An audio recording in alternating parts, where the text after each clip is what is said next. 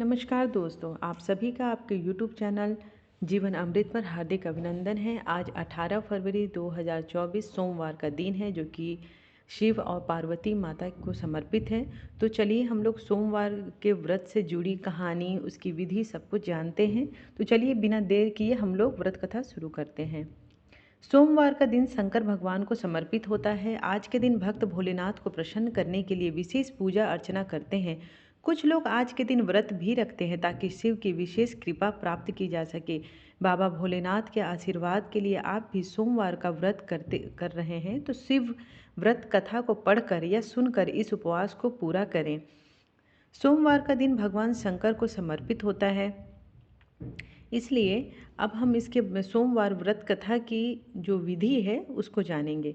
नारद पुराण के अनुसार सोमवार व्रत में व्यक्ति को प्रातः स्नान करके शिव जी को जल और बेल पत्र चढ़ाना चाहिए तथा शिव गौरी की पूजा करनी चाहिए। शिव पूजन के बाद सोमवार व्रत कथा सुननी चाहिए। इसके बाद केवल एक समय ही भोजन करना चाहिए। साधारण रूप से सोमवार का व्रत दिन के तीसरे तक होता है, मतलब शाम तक रखा जाता है। सोमवार व्रत 3 प्रकार का होता है: प्रति सोमवार, सौम्य प्रदोष व्रत और 16 सोमवार का व्रत। ये इन सभी व्रतों के लिए एक ही विधि होती है।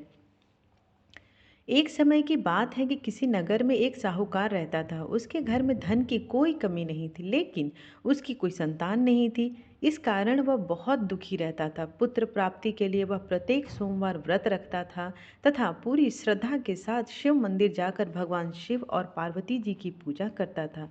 उसकी भक्ति देखकर एक दिन माँ पार्वती प्रसन्न हो गई और भगवान शिव से उस साहूकार की मनोकामना पूर्ण करने का आग्रह किया।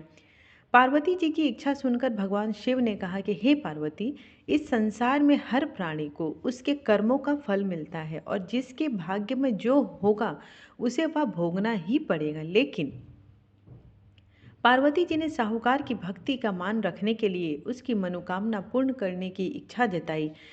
माता पार्वती के आग्रह पर शिव जी ने साहूकार को पुत्र प्राप्ति का वरदान तो दे दिया, लेकिन साथ ही यह भी कहा कि उसके बालक की आयु केवल 12 वर्ष होगी। माता पार्वती और भगवान शिव की बातचीत को सुनकर साहूकार सब कुछ समझ गया। उसे ना तो इस बात की खुशी थी और ना ही दुख। वह पहले की भांति शिव जी की पूजा करता रहा।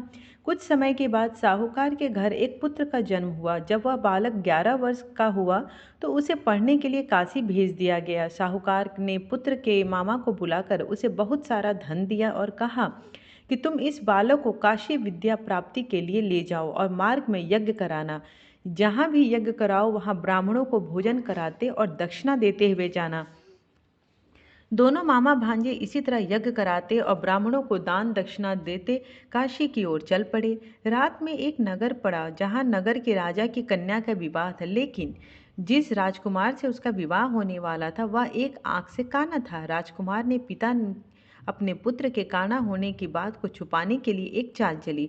साहूकार के पुत्र को देखकर उसके मन में एक विचार आया। उसने सोचा कि क्यों न इस लड़के को दूल्हा बनाकर राजकुमारी से विवाह करा दूं। विवाह के बाद उसको धन देकर विदा कर दूंगा और राजकुमार को अपने नगर लेते जाऊंगा। लड़के को दूल्हे के वस्त्र पहनाकर राजकुमारी से विवाह करा दिया गया, लेकिन साहूकार का पुत्र ईमानदार था। उसे यह बात न्याय संगत नहीं लगी। उसने अवसर पाकर राजकुमारी की चुन्नी के पल्ले पर लिख दिया कि तुम्हारा विवाह तो मेरे साथ हुआ है, लेकिन जिस राजकुमार के संग तुम्हें भेजा जाएगा वह एक आंख से काना है। मैं तो काशी पढ़ने जा रहा हूँ। जब राजकुमारी ने चुन्नी पर लिखी बातें पढ़ी तो उसने अपने माता पिता को यह बात बताई। राजा ने अपने पुत्री को विदा नहीं किया, जिससे बारात वापस चली गई।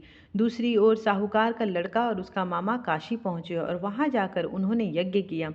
जिस दिन लड़के की आयु 12 साल की हुई उसी दिन यज्ञ रखा गया। लड़के ने अपने मामा से कहा कि मेरी तबीयत कुछ ठीक नहीं है। मामा ने कहा कि तुम अंदर जाकर सो जाओ। शिव जी के वरदानुसार कुछ ही देर में उस बालक के प्राण निकल गए। मृत भांजे को देख उसके मामा ने विलाप शुरू किया। संयोगवश उसी समय शिव जी और माता पार्वती उधर से जा रहे थे। पार्वती ने भगवान से कहा, स्वामी, मुझे किसी के रोने के असह्य हो रहा है। आप इस व्यक्ति के कष्ट को अवश्य दूर करें। जब शिवजी मृत बालक के समीप गए तो वह बोले, यह उसी साहूकार का पुत्र है जिसे मैंने 12 वर्ष की आयु प्रदान की थी। अब उसकी आयु पूरी हो चुकी है। लेकिन मातृभाव से विभोर माता पार्वती ने कहा कि हे महादेव, आप इस बालक को और आयु देने की कृपा करें, अन्यथा इसके वियोग में इसके माता पिता भी तड़प तड़प कर मर जाएंगे। माता पार्वती के आग्रह पर भगवान शिव ने उस लड़के को जीवित होने का वरदान दिया। शिव जी की कृपा से वह लड़का जीवित हो गया। शिक्षा समाप्त करके यह लड़का मामा के साथ अपने नगर की ओर चल दिया। दोनों चलते हुए उसी नगर में पहुंचे जहां उसका विवाह हुआ था। उस नगर में भी उन्होंने यज्ञ का आयोजन किया। उस लड़के के ससुर ने उसे पहचान लिया और महल में ले जाकर उसकी खातिरदारी की और अपनी पुत्री को उनके साथ विदा कर दिया। इधर साहूकार और उसकी पत्नी भूखे प्यासे रहकर बेटे की प्रतीक्षा कर रहे थे। उन्होंने प्रण कर रखा था कि यदि उन्हें अपने बेटे की मृत्यु का समाचार मिला तो वह भी प्राण त्याग देंगे। परंतु अपने बेटे को जीवित होने पर उनकी समाचार पाकर वह बहुत ही प्रसन्न हुए। उसी रात भगवान शिव ने व्यापारी को स्वप्न में कहा कि हे सृष्टि, मैंने तेरे सोमवार के व्रत करने और व्रत कथा सुनने से प्रसन्न होकर तेरे पुत्र को लंबी आयु प्रदान की है। इसी प्रकार जो कोई सोमवार व्रत करता है तथा उसकी कथा को सुनता और पढ़ता है, उसके सभी कष्ट भगवान दूर करते हैं। उसकी समस्त मनोकामनाओं को भगवान शिव जी पूर्ण करते हैं। तो चलिए अब हम लोग भगवान शिव की, भोलेनाथ की आरती करते हैं। ओम जय शिव ओंकारा, भज शिव ओंकारा, ब्रह्मा विष्णु सदा शिव अर्धांगी धारा। ओम जय शिव ओंकारा, एकानन चतुरानन पंचानन राजे, हंसासन गरुड़ासन वृषवाहन साजे। जय शिव ओंकारा, दो भुज चार चतुर्भुज, 10 भुज अति सोहे, तीनों रूप निरखते त्रिभुवन जन मोहे। जय शिव ओंकारा, अक्षमाला वनमाला मुंडमाला धारी, चंदन मृग मद चंदा सोहे त्रिपुरारी। जय शिव ओंकारा, श्वेतांबर पीतांबर बाघंबर अंगे, सनकादिक ब्रह्मादिक भूतादिक संगे। जय शिव ओंकारा, कर के मध्य कमंडलु चक्र त्रिशूल धारी, सुखकारी दुखहारी जगपालनकारी। जय शिव ओंकारा, ब्रह्मा विष्णु सदा शिव जानत विवेका, प्रणवाक्षर में शोभित ये तीनों एका।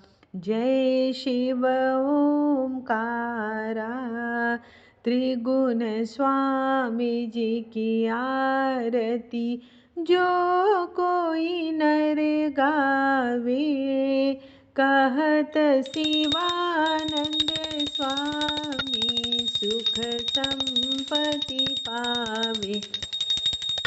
जय शिव ओंकारा, कर्पूर गौरम करुणावतारम संसारसारं भुजगेन्द्रहारं सदा वसन्तं हृदयारविन्दे